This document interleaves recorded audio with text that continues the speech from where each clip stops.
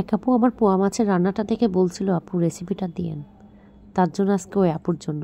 আসসালামু আলাইকুম, কেমন আছেন সবাই? আজকে আমি এখানে পোয়া মাছ রান্না করব, আর পোয়া মাছের সঙ্গে কি কি দিব সেটাই আপনাদের সঙ্গে শেয়ার করব।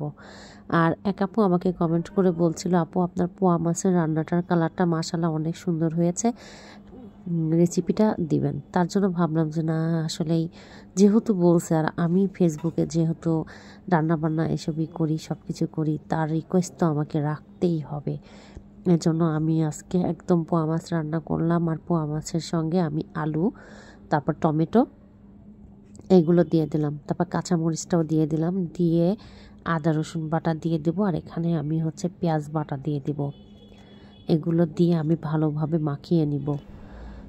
তারপর এখানে হলুদ, শুকনা মরিচের গুঁড়া, আদা রসুন বাটা তো আগেই আমি দিয়ে দিয়েছি, তারপরে ধনিয়া আর জিরা গুঁড়া এগুলো অল্প অল্প করে দিয়ে আর তেল দিয়ে এগুলো ভালোভাবে মাখিয়ে নিচ্ছি। আর লবণ তো অবশ্যই দিতে হবে, লবণটা স্বাদ মতো দিতে হবে।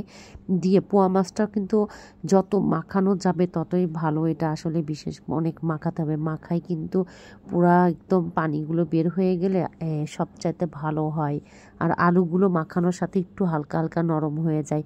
আজকে আমার এখানে হাত কাটা ছিল বলে আমি কিন্তু ভালোভাবে মাখাতে পারছিলাম না, খুবই কষ্ট হচ্ছিল। তারপরেও আমি এইভাবেই যতটুকু পারছি ততটুকু মাখাই নিয়েছিলাম। এটা মাখানোর পরে আমি বেশ কিছুক্ষণ ধরে রেখে দিলাম।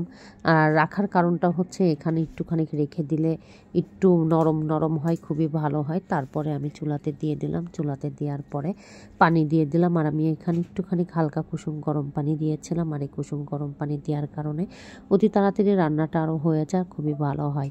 তারপরে এখানে বলক চলে আসলো, আসার পরে আমি কিন্তু এর মধ্যে পানি রাখবো না। আর পোয়া মাছ রান্না করলে কিন্তু পানি না রাখাটাই বেটার আমার কাছে মনে হয়। একদম মানে পুরা পুরা ভাব হবে, বা একটু লাস্টের দিকে হালকা একটু ঝোল হবে, এভাবে হলেই সবচেয়ে ভালো হয়। যখনই একটুখানি পানি কমে গেছে তখনই আমি এর মধ্যে ধনিয়া পাতা দিয়ে দিলাম। ধনিয়া পাতা দিয়ে আমি একটুখানি ঢাকনা দিয়েও ঢেকে রাখছিলাম। রাখার পরে কিছুক্ষণ একটু সুন্দর ফ্লেভার আসছিল, তারপরে ঢাকনাটা উঠাই দেখলাম যে না, পানি আরও আছে, আমাকে আরও একটুখানি জাল দিতে হবে। দেওয়ার পর দেখি না, পানিটা পুরোপুরি একটু শুকিয়ে যাচ্ছে, একটু মাখা মাখা হয়ে গেছে। এই মাখা মাখা হয়ে গেলেই তখনই পোয়া মাছটা একদম রেডি। আমার রান্নাটা একদমই কমপ্লিট হয়ে গেছে। অতি সহজে আর অতি তাড়াতাড়ি এত সুন্দর একটা রান্না ভাবা যায়?